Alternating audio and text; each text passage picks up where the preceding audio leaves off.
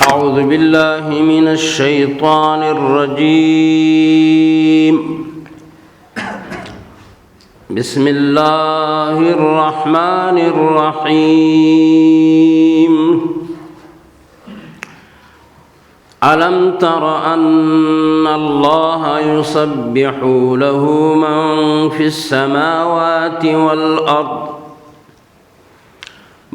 السماوات والأرض والطير الصافات كل قد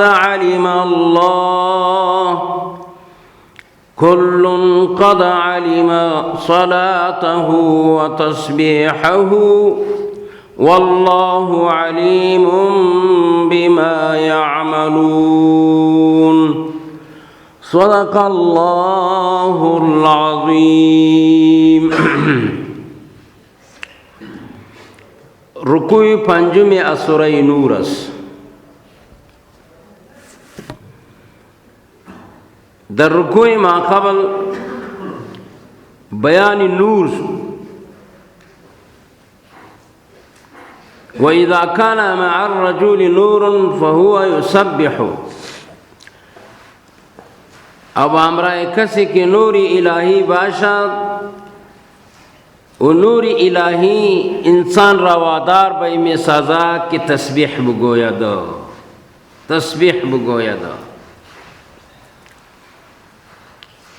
در اونجا ای مسئلہ ذکر شد.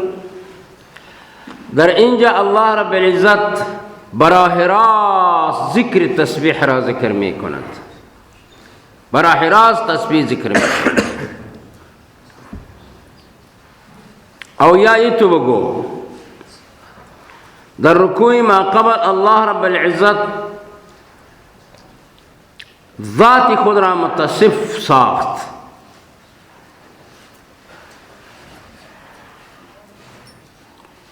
با آن چیزی کی قلب انسان را، قلب مومن را بہدایت منور میں سازد کہ وہ نور است.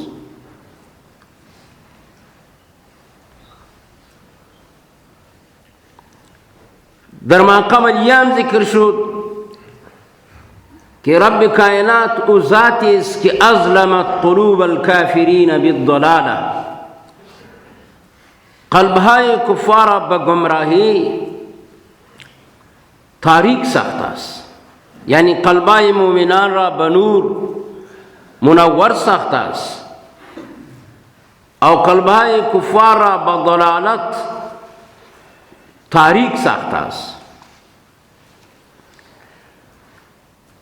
وقتی که این دو کلمه در ما قبل ذکر شد، در این رکوع الله رب العزت بیانی ادله توحید و ادله قدرت خود را ذکر می کنه که ما قادر مطلق هستیم، می توانیم که قلبای مؤمنین را به هدایت منور بسازیم او ما صاحب قدرت هستیم که دلهای کفار را به گمراهی تاریک بسازیم.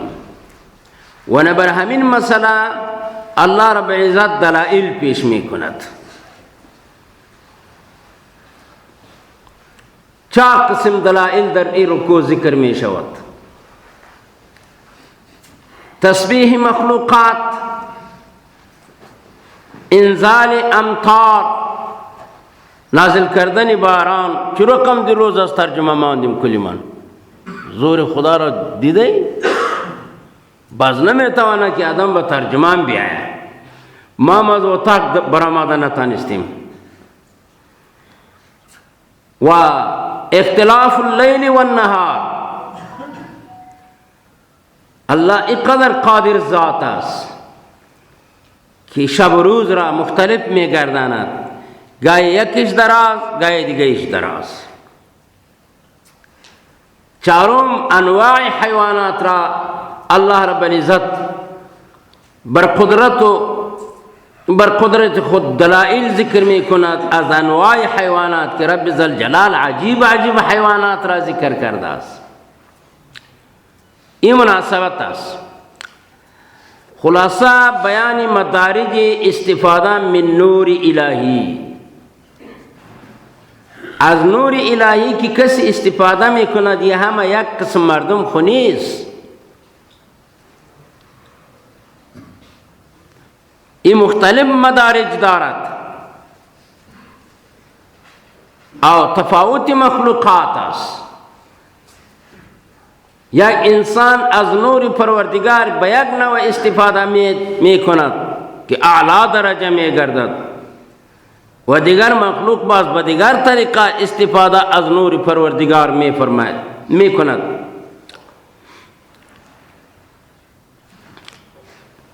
الله رب العزت میفرماید الم تر، آیا نمی بینی تو ای مخاطب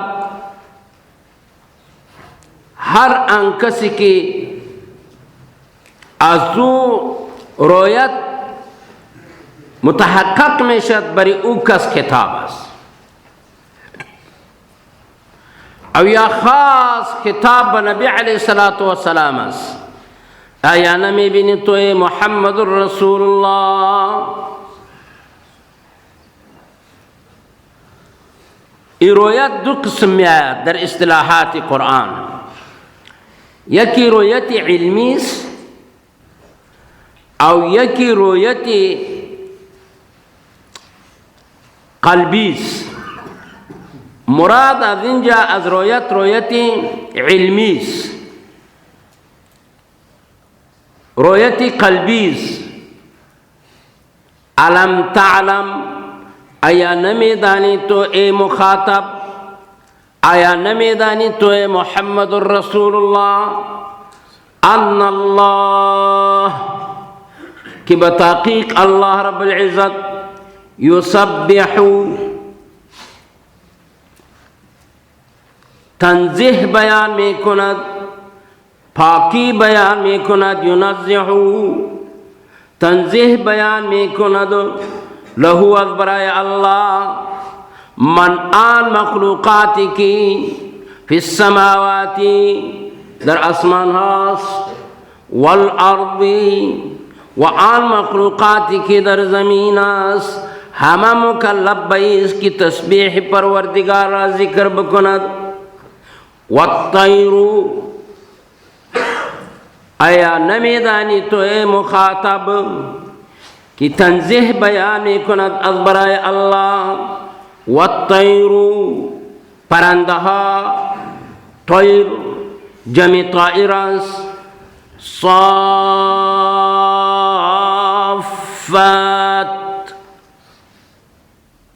در حالی که با ایتو حالت تسبیح پروردگار و تنزیح پروردگار بیان می کند. ینکشف اجنحته، در حالی که هموار ساخته است، کلاو کړي دي، خلاص کړي دي وزرونه خپل په داسې حال کې ای باسطات اجنحتها فی الهواء، در حالی که هموار ساخته است پرهای خود را در بین زمین و آسمان، در هوا، در فضا. کل، هر واحد از من مخلوقات قد علم الله، بتحقیق می داند الله رب العزت صلاته، دعای او را، و تسبیحه و تسبیح او را. سبحان الله، هیچ چیز از الله غایب نیست. اتو نیست که ما خو مخلوقات تسبیح تنزیه که برای پروردگار عالم ذکر میکند او را خو نمیدانیم، لیکن الله همرا میداند. کل ای کل واحد من المخلوقات قد علم الله، بتحقیق میداند الله رب العزت صلاته، دعای او را که با کدام زبان دعا میکند الله مطلبش میفهمد. و تسبیحه، او الله میداند تسبیح و تنزیه را که اونا با کدام طریقه تنزیه پروردگار را می کند که از همه نواقص پروردگار پاک است. والله الله تعالی علیم است بما یفعلون، با آن چیزایی که می کند مخلوقات. سبحان الله. ولله از با دیگر دلیل است. تا اینجا یک دلیل بر توحید ذکر شد. ولله ملک السماوات، از برای الله رب العزت است باچهی آسمان ها، ای خزائن المطر والرزق والنبات. دست ترجمه وکر. ولله از برای الله باچهی آسمان هاست، ملکیت آسمان بدستو در قدرت پروردگار است. مراد از آسمان ها خزائن مطر، خزانه های باران در آسمان است، خزائن رزق در آسمان است، و النبات چرا که باران ببارند نبوسته او نباتات گیاه سر سبز می گردد. خزانه های کلی بدستی الله است، در ملک الله است. والارض و همچنان خزانه های زمین همه و همه در قدرت پروردگار است. و الی الله المصیر، او بطرف الله رب العزت بازگشت است. ضرور بی ضرور بطرف الله بازگشت است. می رویم بطرف الله. انه لبالمرصاد، الله رب العزت در بندرگاه استاد است. هیچ کس بی تلاشی تیر شدن نمی تواند. الم ترى دلیل دیگر است بر توحید، دلیل دیگر است بر توحید.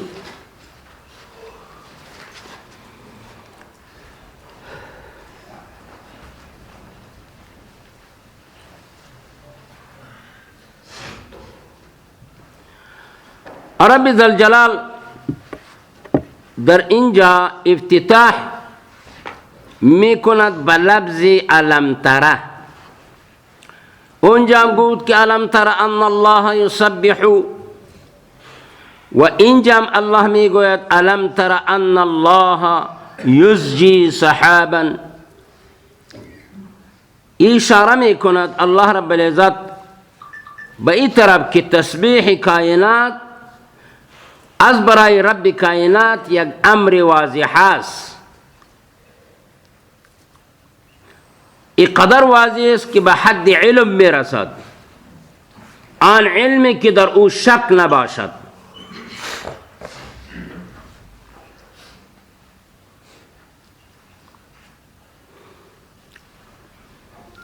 هر نبی، هر مخاطب ایرا میداند که ان الله ینزه و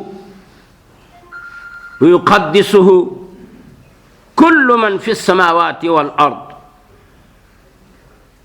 هر انسان، هر مخاطب، هر پیغمبر یا همه را می فهمد که تقدیس پروردگار را بیان می کند. هر آن مخلوقی که در آسمان هست و هر آن مخلوقی که در زمین است برابر است که عاقل است یا غیر عاقل است، عقل داره یا نداره. عقل داشتگاه خو مثل مسلمان مومن ها انسان هاست، او عقل که نداره حوش و طیور است. جن است، انس است، جمادات است، طیور است، فی جو السمائی، در هر جا که است. اینا کل تقدیس پروردگار را بیان می کند. خو ایرا کی می داند که کل کائنات خواه مخلوق علویست، خواه مخلوق سفلویست، خواه مخلوق جویست، عقل دارد، عقل ندارد، جمادات است، طیور است. تسبیح او تنزیه پروردگار را بیان می کند، یعنی پاکی پروردگار را بیان می کند که الله رب العزت از متصف به تمام صفات کمال است او منزه از تمام صفات ناقص. ارادت می کند کسی که تأمل می کند خو بشرطی که عقل سلیم داشته باشد.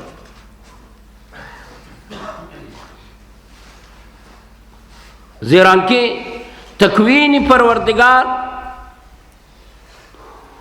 یعنی الله رب العزت کی مخلوقات را تکوین کرده است.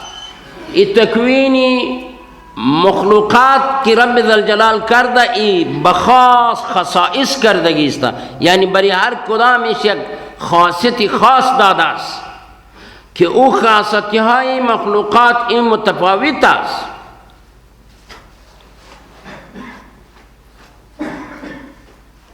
بتمامه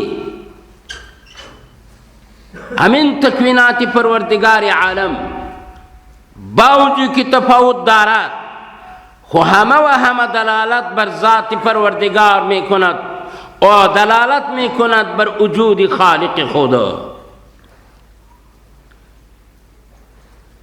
تنزیه این دلالت بر اتصاف خالق بجمیع صفات الکمال می کند.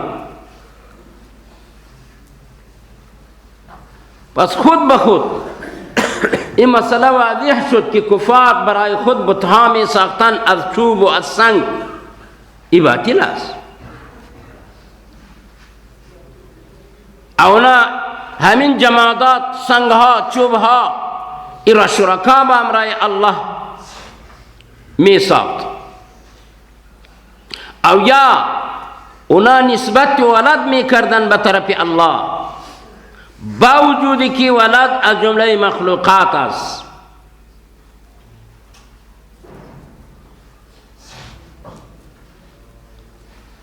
مشهور کلمه است صلاة لإنسان والتسبیح لما سواه.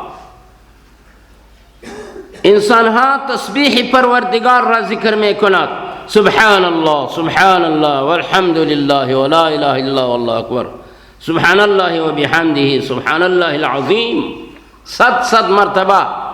اگر همین جمله را کسی بخواند روزانه الله تمام آفات و مشکلات خب بشرط که علی الدوام او با اخلاص بخواند سبحان الله و بحمده سبحان الله العظیم.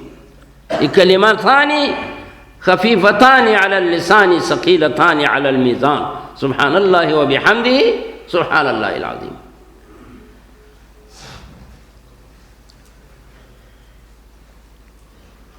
حاصل است که عظمت کون، ابداع السماوات والارض وما بث فيهما من الكائنات حيا وميتا وما نشاهد من تركيب الإنسان وتتنوع عالم الإسلام وعالم الحيوان في البر والبحر والجو دليل قاطع محسوس على وجود الله إله الخالق. هما چیز راکی وفي كل شيء له آية تدل على أنه واحد. الله رب العزت میں فرمایا علم ترى دلیل دیگر بر توحید بر وحدانیت پروردگار است که خدا نه عیسی شریک است نه عزیر شریک است نه بتها شریک است نه ملائکه شریک است نه جنیات شریک است، زیرا که کل مکونات است. علم تر تو نمی بینی یا تو نمی دانی ای مخاطب ان الله که بتحقیق الله رب العزت یزجی ای می کند شریعه په پښتو کې څه وایي شریعه یسوقه برفق و بسیار نرمی. انسان که وقتی که ابر در بهار از یک طرف از طرف دیگر بالا می شود او بعد به آستگی می آید با یک دیگر منظم می شود و روی آسمان را می گیرد. الم ترى آیا نمی بینید ای مخاطب ان الله که بتحقیق الله رب العزت یزجی سحابا هی می کند بنرمی ابر را ثم یؤلف بعد از آن مرکب منظم می سازد یضم بعضه الى بعض. ترجمه یضم بعضه الى بعض یک جا می سازد از این طرف ابر می برای از این طرف کلش می روی اسمان. یؤلف بینه ضم می کند در بین همین قطعات ابر ثم یجعله رکاما بعد از آن می گرداند همین ابر را رکاما یک قطعه بعضه فوق بعض که بعضش بالای بعض است. این رو خواهی ما و شما بالکل مشاهده میبینیم در طیاره که آدم سوار شد ابر را میبیننی که پایان است. طیاره از ابر بالا میشود زیر که انسان میبینه مثل کوها باری گلوله شده همه بر سفید و سیاه یکی بر دیگر سوار است. سبحان الله. ثم یجعله باز می گرداند همین ابر را رکاما قطعه واحده همین متفرقات ابر را قطعه واحده می گرداند. فتر الودق پس می بینی مخاطب ای عاقل من فتر الودق پس می بینی تو الودق باران را مطر را یخرجو که می براید من خلاله از بین همین ابر و ینزل من السماء او نازل می کند الله من السماء ای من الابر السحاب. انشاءالله در سوره فرقان ما و شما ایرا می خوانیم که سما ابر را می گوید چرا که سما کل ما فوقک فهو سماؤک هر آن چیز که بر بالای انسان باشه او را انسان تعبیر به کدمی تنه که آسمانی ماست. ینزل من السماء نازل می کند از آسمان یا از ابر من جبال کوهارا الله اکبر کوهارا فیها که در من آسمان است من بردین از جاله ورطوئی جلی التپا آسمان که اللہ وائی در جلی غرون دی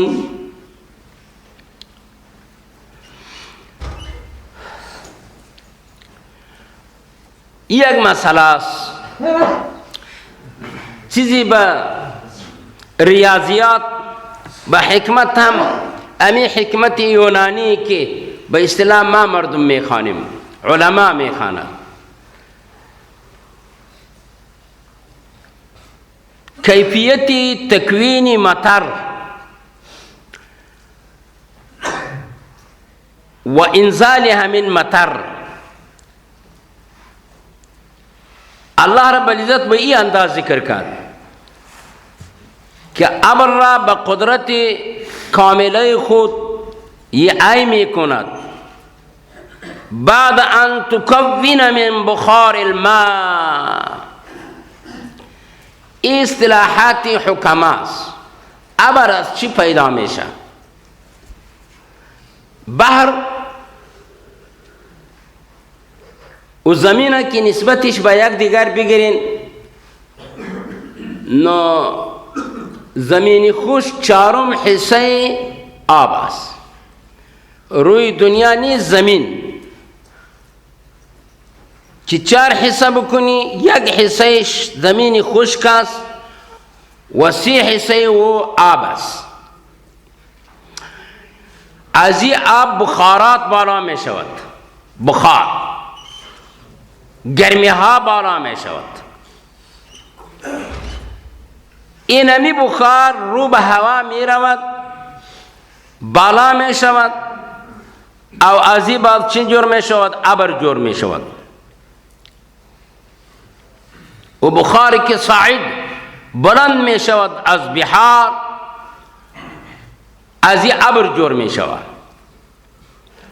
علا قول بنا بر یک قولی که این قول حکماست، ما قطعی موافق نیستیم در شریعت اسلام، خب به هر تقدیر حکما ای را ذکر میکنن. ما برتان گفتیم که زمین 4 حصه است، 1 حصه ایش آب است. و یک قول دیگر آمده که زمین 5 حصه است، 4 حصه ایش آب است و 1 حصه ایش زمین خشک است. 4م حصه یا 5م حصه معموره از زمین. بعد از آن یه هوا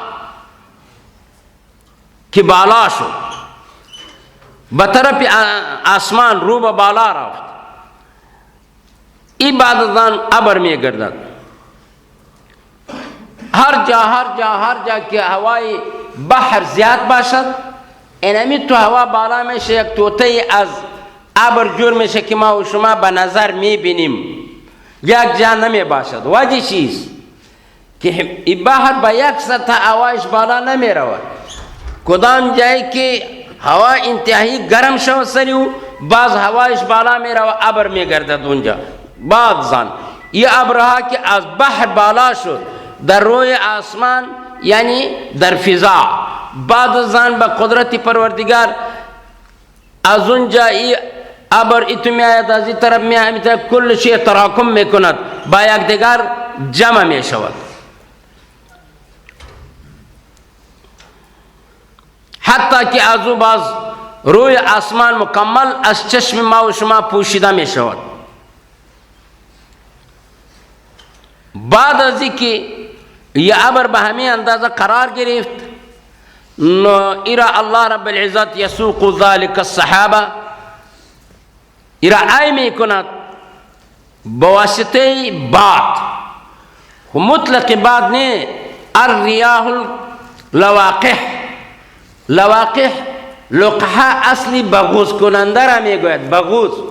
لکه غویی چی پر غوا باندی وخیجی، نو دا غی پا وجه باندی اللہ رب العزت اغا غوا بلار بکی. صحیح دا؟ یا بوز بر بالای بوزی نار بر بالای بوزی مادا، یا شطور نار بر شطور مادا، بواسطه او بغوز می شود، حمل می گیرد.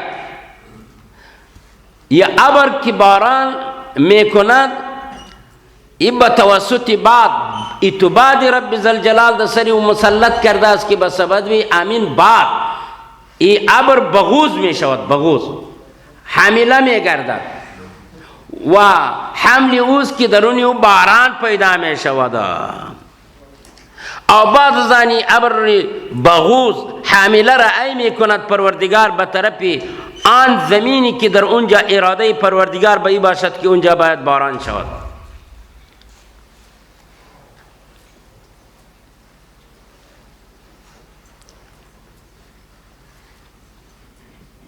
اللہ رب العزت میں فرمائے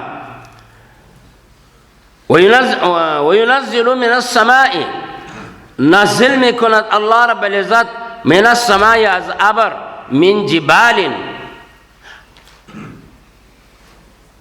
ای بیان است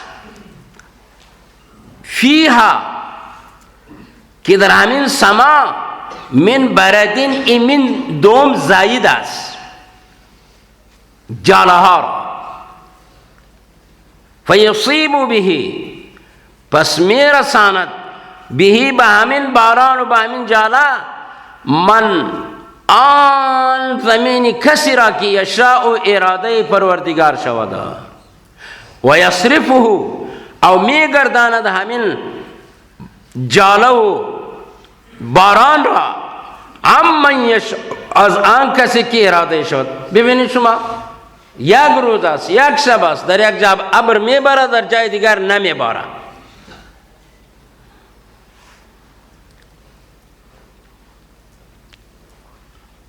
انشالله در سوره فرقان اونجا خوب توضیح انشالله میتیم. خو اینجا اقرا بدانین که كلما اعطى الانسان فهو سماء فالسماء هي الغيم المرتفع.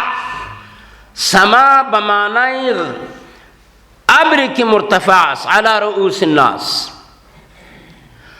او اجبال کلمه کی قرآن ذکر کرده است کنایه از صحاب است. از کدام صحاب؟ صحاب مشاهد.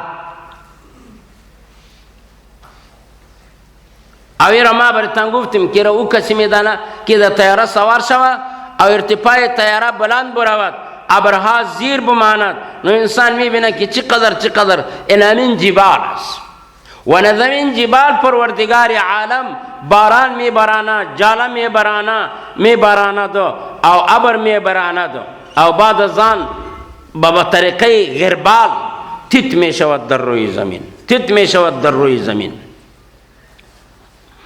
این قول است که ابر زمین بخارات بحر پیدا می شود او جبال نمی ابرهایی که ما و شما در سر طیاره سوار شویم پایان ببینین اینمی کلان کوههای ابر دیده می شود، این همین جبال است. دوم قول ایست که این جبال او برد